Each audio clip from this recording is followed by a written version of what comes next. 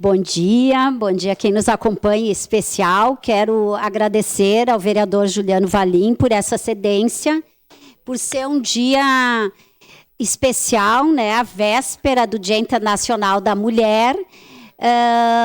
Quero comunicar oficialmente aqui que a partir da semana passada eu assumi a coordenadoria da Procuradoria Especial da Mulher, da PEM, aqui desta casa, que é composta pelas 5 vereadoras e, em nome da PEN, inclusive, né, quero fazer uma fala aqui sobre a questão das mulheres. Vou tentar dividir em 2 partes, se possível, para apresentar alguns dados. Infelizmente, nós sabemos que a questão da violência, ela parece um pouco cansativa para quem ouve cotidianamente. Eu também ia apresentar alguns dados, mas a vereadora Tatiane já apresentou na terça-feira, então eu quero que a gente analise um pouco, vá um pouco além do que só conhecer os números e os dados. A questão da violência, como eu falei, ela pode ser cansativa para quem ouve, falar muito nisso, mas infelizmente ela está na ordem do dia, ela acontece muito, imagine, para quem sofre esta violência. Quando nós falamos em violência, essa semana, acho que foi na terça-feira mesmo, saiu uma matéria no jornal dizendo que o sequestro e os homicídios haviam diminuído nesses 2 meses no Rio Grande do Sul. No entanto, o feminicídio havia se mantido o mesmo. Ou seja, na segurança pública, na violência, o crime contra a mulher, que não acontece, na maioria das vezes, não acontece nas ruas, acontece dentro das casas, ele ainda é o que tem acontecido de mais grave. Mas eu gostaria aqui de ressaltar alguns dados que não chegam ao feminicídio. Porque quando nós falamos do feminicídio, nós já estamos chegando no fim de um ciclo de violência, que choca todo mundo. Só que muitas pessoas não se dão conta que estão vivendo uma situação abusiva, uma relação de violência que pode desencadear no último grau, que é o feminicídio. Só que até chegar lá, existe muitas outras violências. E isto, a Lei Maria da Penha, também foi uma questão especial que chamou a atenção, uma matéria que saiu esse ano, que apenas 20% das pessoas conhecem a Lei Maria da Penha. Isso parece absurdo, porque, por outro lado, já saiu matérias, e eu mesmo já falei aqui, que a Lei Maria da Penha é uma das leis mais conhecidas no nosso país. Só que a Lei Maria da Penha não é só aquilo que se fala de afastar o agressor do lar, de medidas punitivas, quando já chegou na violência. 2/3 da Lei Maria da Penha falam de medidas que os governos, que os municípios, que os estados, que o governo federal devem aplicar na prevenção à violência.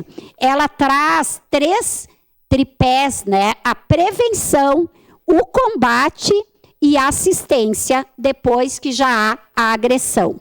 Então, isso é muito importante, porque a gente precisa analisar o que chega à questão do feminicídio e não só falar de dados do feminicídio quando a coisa já está, infelizmente, resolvida, pelo menos para aquela mulher, porque ela já não está mais nessa vida.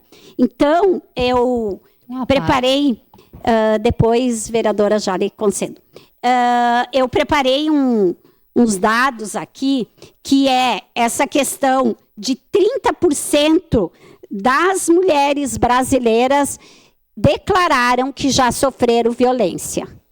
A gente sabe que desses 30% de jovens, tem mais de 6 a cada cada 10 jovens declararam que já viveram relações abusivas, namoros abusivos, enfim. Então, é muito grave quando começa já na adolescência, muitas vezes já na juventude. E o que é importante para nós, além de constatar a violência, é notar por que ela chega a esse ponto e quais as medidas que podem ser feitas para evitar isto. Então, aqui, né, um dos pontos importantes, subnotificação, impunidade e faltas de políticas preventivas. Muitas vezes, as mulheres não falam, não denunciam por medo. Há uma subnotificação de muitas mulheres estão sofrendo violência, mas não notificam, não vão numa delegacia. Outro dado importante, a Delegacia da Mulher de Caxias do Sul tem 11 servidores apenas. Sabem quantos processos tem na Delegacia da Mulher aqui de Caxias para serem encaminhados? Cerca de 8.000 processos, por falta de servidores, de pessoas que deem conta disso. Isso foi um dado apresentado pela delegada Thalita há 2 dias, numa reunião que eu participei. 8.000 processos só na DEAN de Caxias do Sul. Então, isso gera uma sensação de impunidade e de subnotificação e faz com que, muitas vezes, a violência se perpetue. O medo, né? O medo de que não funcione, a descrença no Poder Judiciário. Eu, como advogada, vou sempre defender a importância de entrar com processo, de procurar a justiça, de acreditar no Poder Judiciário, mas muitas vezes a gente vê que não acontece isso, além da morosidade, da dificuldade, muitas vezes não há a devida punição e o devido encaminhamento para aquelas mulheres. Também a necessidade de prevenção e intervenção precoce. Não adianta a gente defender as mulheres, mas não fazer nada, não investir em políticas sociais que vão prevenir esse ciclo. E quando a gente fala de políticas sociais, uma das coisas importantes de se falar é a questão de investimentos em políticas públicas. Quando nós temos governos que não investem na saúde pública, não investem em habitação, não investem em moradia adequada, não investem em saúde, em transporte, a grande parte das mulheres são que mais sofrem com isso. Tem estudos que mostram que a movimentação numa cidade, ela é feita, 70% das movimentações na cidade, seja pelo transporte coletivo ou a pé, são feitas por mulheres. Porque elas têm ainda, além daquele trabalho, elas têm muitas vezes comprar alguma coisa para casa, recai sobre as mulheres. Comprar um presente para o filho que tem um aniversário para ir, recai sobre as mulheres. Então, a cidade precisa ser pensada sob o ponto de vista também das mulheres. Isto são medidas preventivas. Quando eu invisto em creche, eu estou valorizando a criança. Mas, infelizmente, na nossa sociedade, o cuidado da criança, do idoso, do doente, recai, na grande maioria das vezes, sobre as mulheres. Então, pensar políticas públicas adequadas evitam com que as mulheres cheguem àquela situação de um trabalho ainda maior do que aquele que muitas vezes acontece, sem contar que grande parte da sociedade, da população brasileira e caxiense são feitos por mulheres solo. Eu peço uma declaração de líder no momento adequado. Declaração de líder da bancada do PSDB também. Segue em declaração de líder, vereadora Rose Frigeiro e bancada do PT. Nesse sentido, isso é só um pedacinho que eu comecei a falar, não vai dar para falar dos dois assuntos. Mas, nesse sentido, eu quero falar de uma coisa importante, que é a Casa da Mulher Brasileira. Falando em prevenção. A Casa da Mulher Brasileira foi criada, o programa, em 2013, no governo da presidenta Dilma. A primeira casa foi construída em 2015. Ainda no governo da presidenta Dilma, foram iniciadas a construção de 7 casas, que destas, nem todas estão conclusas, mas as 7 casas que existem hoje em andamento, algumas já inauguradas, foram no governo da presidente Dilma. De lá para cá, não teve, até o ano passado, nenhuma obra, algumas conclusas, mas nenhuma outra iniciada. No ano passado, em 8 de março, o presidente Lula anunciou a construção de mais 40, que até o final do governo deveriam existir 40 casas de mulheres brasileiras no Brasil. 27, uma em cada estado e algumas em cidades do interior. A Casa da Mulher Brasileira, ela é uma inovação ao atendimento das mulheres vítimas de violência. O que acontece hoje? Todo mundo aqui sabe, uma mulher é vítima de violência, ela tem que ir na delegacia fazer uma coisa, depois ela tem que ir na defensoria fazer outra, depois ela precisa vir na prefeitura pedir ajuda, vir aqui na Câmara muitas vezes, e isso nem sempre ela nem consegue, pela situação psicológica, pela questão do gasto com transporte. Esta Casa da Mulher Brasileira, eu vou tentar passar rápido para poder dar as apartes, ela prevê, no mesmo espaço, acolhimento e triagem, apoio psicossocial, a delegacia, um juizado, uma vara especializada na questão da violência, o Ministério Público, a Defensoria Pública. Ela prevê ali espaço para inserir ou reinserir a mulher no mercado de trabalho, para que ela possa ter uma autonomia econômica, a questão da autonomia psicológica, uma central de transporte, vai ser um lugar que vai ter transporte para aquelas pessoas, a brinquedoteca, porque muitas não vão sozinhas, vão com os filhos, com as filhas, né? E, além disso, um alojamento de passagem em torno de 7 dias para a mulher que precisa depois se reestruturar, voltar para sua casa ou ir para uma casa de acolhimento, como aqui em Caxias nós temos a Casa Viva Raquel. A Casa da Mulher Brasileira, ela tem previsão de ser instalada aqui no Rio Grande do Sul. E eu quero desde já dizer aqui que eu tenho certeza, não discutimos isso na PEN ainda, mas já conversamos alguma vez o ano passado, quando ainda a vereadora Tati estava na coordenadoria, nós tivemos, na coordenação da PEN, nós tivemos a oportunidade de ir a Porto Alegre.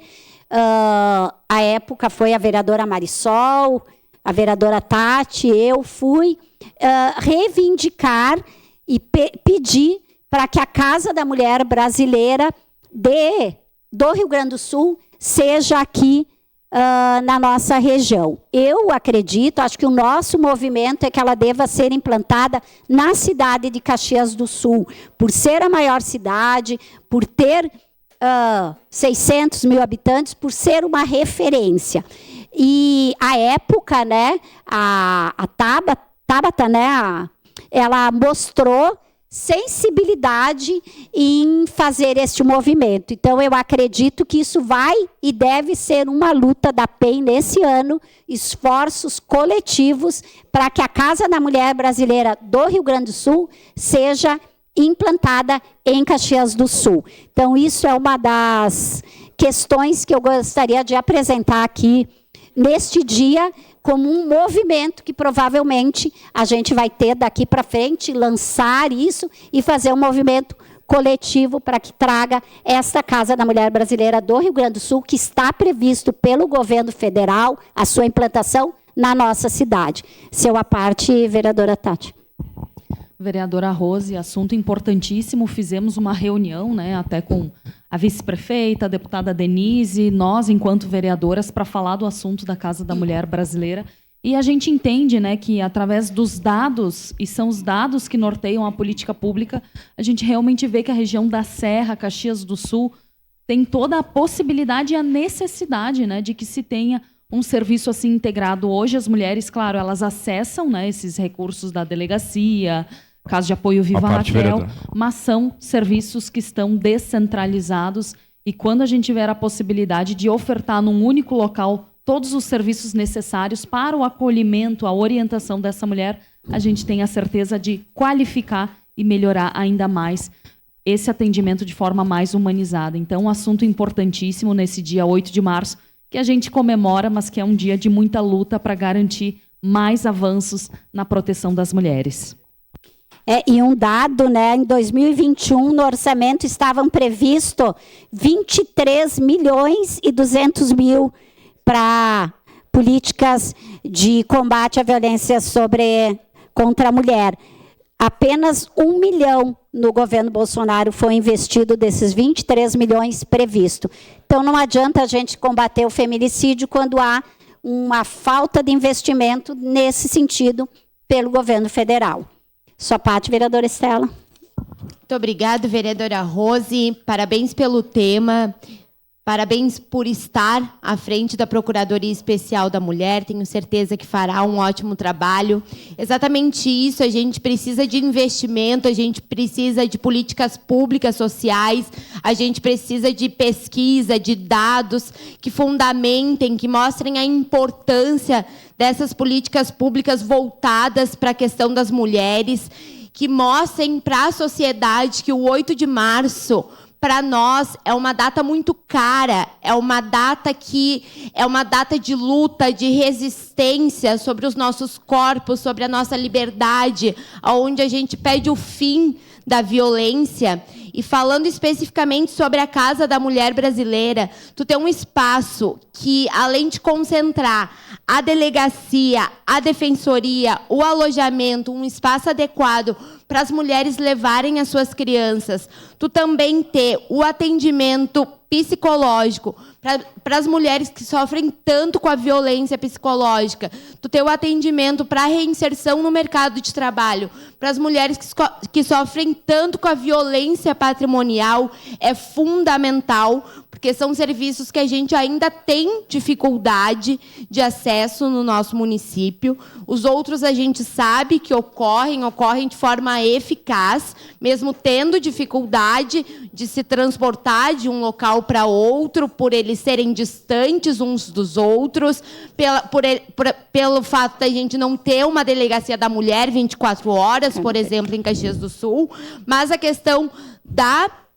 do psicólogo e da reinserção no mercado de trabalho é fundamental. Então, a luta pela Casa da Mulher Brasileira aqui em Caxias do Sul precisa ser uma luta de todos e todas nós. Então, a gente precisa do apoio dos 23 vereadores dessa Casa Legislativa. Sabe, vereadora Estela, como a gente se emocionou aqui, eu me emocionei quarta-feira de uma mulher dizendo, eu tenho muita vergonha de dizer o quantos tapas eu levo, empurrões e chutes eu tenho vergonha de dizer isso.